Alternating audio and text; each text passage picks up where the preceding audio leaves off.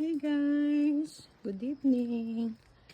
Patayin na po natin yung ilaw sa labas kasi madilim no? Madilim.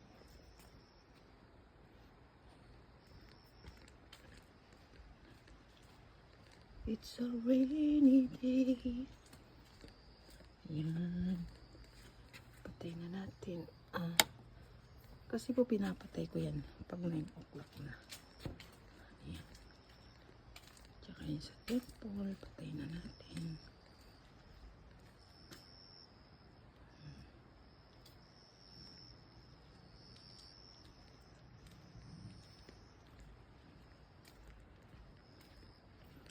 Madilim na.